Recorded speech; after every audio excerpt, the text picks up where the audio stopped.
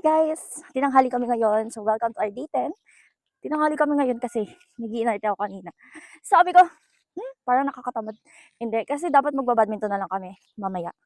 Kasi magbibig ako ng cookies. But then, kukuha kami ng laundry. So, kami ay maglalakad na lang. No choice kami. At si Ading po ay lumuwas ng Maynila. Ayun, kukuha kami ng laundry and then uwi kami ng bahay. Tapos, punta kami kila kuya later para mag-bake ng cookies. Kasi baka gabi pa umuwi si Ading. Yeah. Tapos may pasok siya bukas. So, that's it. Medyo onting lakad lang ngayon pero at least maglalakad kami. Tapos, laundry. Yun lang. Yun lang agenda namin ngayon. Tsaka cookies and badminton. If pwede pa sa oras ko. Yun lang. Babosh! So guys, sarado pa ngayon guys yung laundry shop. So, sana pabalik namin bukas na. Pero baka mamaya magbukas siya. Ewan ko, Sunday kasi ngayon eh. Pero bahala na. Let's see. Okay, so guys, kanina, off cam, si Amber ay tanong sa akin naman kung ano ng bagay. In English, ha? In English, wag kayo. And sinasagot ka rin siya ng English, kala niya, ha? So, kalahati na kami ng lakad. At yun ang ginawa naming, pampalipas sa oras. At pawis ako. Dahil lang oras na mag-alas 8 na po. At maaraw, sobrang araw na. Really. I'm not joking, guys. Charis. Tayo mapalamig, tara. Kayo din ba?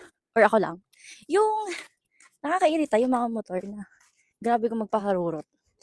Alam mo yun, maingay lang itang butsul, lalo mo pang iingayan. Nakakaperwisyo sa daan. Kakainis. Wala lang. Kasi kanina may dumaan doon na motor. Mamaya na pag-uwi. May dumaan doon na motor tapos ang ingay ng daan. Alam mo yung harurot talaga siya. Makakanta nga be. Kainis. And mind you guys ha, mostly ng mga ganitong takbo yung mga naka-lowered. Which is sinabi ko dun sa past video ko. Hindi ako fan talaga ng mga lowered na sasakyan. Or ng even ng motor. Hindi ka pa kami humaharap na. 1, 2, 3, go!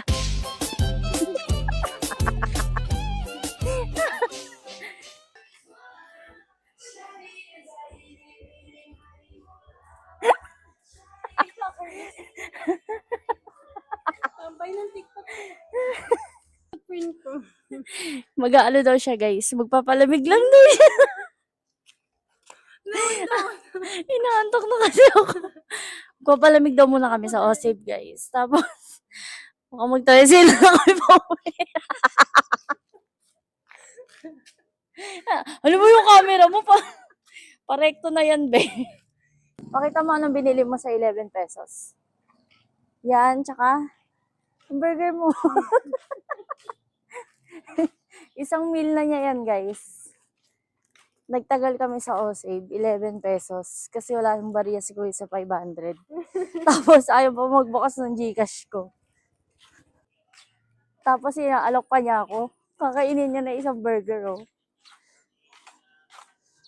Sarap. Sa isa muna. Tinapay daw muna, guys. Grabe ang kahihiyan sa Osave na yun at ayoko na bumalik. 11 pesos, guys. Nagbayad ako 500. Wala daw bariya si Kuya. Tapos, sabi ko, sige, Gcash na lang. Tapos, ayaw magbukas ng Gcash ko. And then, nagpasenta ako kay Adeng. Sabi ko kasi, wala daw bariya dito, ganyan. Ayaw pa rin magbukas ng Gcash ko. Tapos, may sumunod na sa amin magbabayad. Sabi ko, hindi pa pwede sila muna. Hindi pa pwede sila muna. Kasi madami-dami silang binili. Ay, napunch na po. So, inaantay nila kami, nakakahiya. Pero buti na lang. Okay na. At ang binili lang niya ay 11 pesos. Isang tubig. Isang burger niya. Yung trolley pa. Ay, nako. Guys, bumili kami ulit ng kakanin dun sa binilan namin kakanin na nakaraan. Tapos, kasi dala ko 500. Yung babayaran namin sa laundry is 400. So, 100 lang magiging sob ng pera namin. Sabi ko, ilan na yung nabibili namin? Siguro 4 na. 4 na tigbe-20 na ng mga kakanin. Yung sabi ko, ano pa yung tigbe-20 dyan? At sabi niya, sige ma'am, kuha ka lang dyan, bigay ko na ng 20. Sabi ko, magkano ba talaga to? Yung parang bilog na ano siya, yung maliliit na, parang basta yung may yema, ha? Kakanin, basta ganun. 30 daw yun, pero 20 niya na ibibigay. Kaya talaga, tapos inabot ko yung bayad ko, 500. Akala niya siguro, Buong 100 lang yung ibabayad ko. Natatawa ako kasi nag-explain pa ako sa kanya. Sabi ko, baka sabihin mo, tumatawad ako. Pero 500 yung pera ko. Sabi ko, may babayaran kasi kami laundry 400. Naniniwala naman daw siya. Thank you, kuya. You're so bait. Sponsor na naman. Bukas na siya, guys. Binalikan namin yung laundry, guys. Mamaya pa daw. Sasalang pa lang. So, mga hapon na yun or gabi. At ngayon, kami ay naglalakad na dito sa aming street. At pauwi na kami. 5 lang? 5 na taho. May ganyan talaga yan? Bakit yung, magkano yung ganyan? 25 lang po.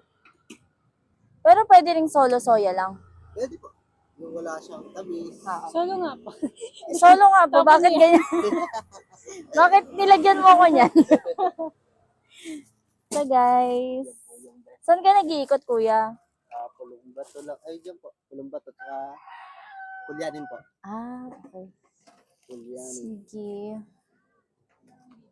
Ayusin mo yan, ha? Kuya, ano masasabi mo sa tinda mo? Ha? Anong masasabi mo sa tinda mo? Masarap po yung tinda ko. Sarap daw yan. Bili na po kayo. Pag ayaw nyo, tapon ko po. Wag naman, kuya. Ayun, hawakan mo na. Thank you.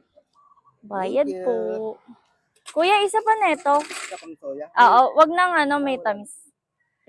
Yan. Pwede plastic mo na lang po. Sige, hawakan ko na lang.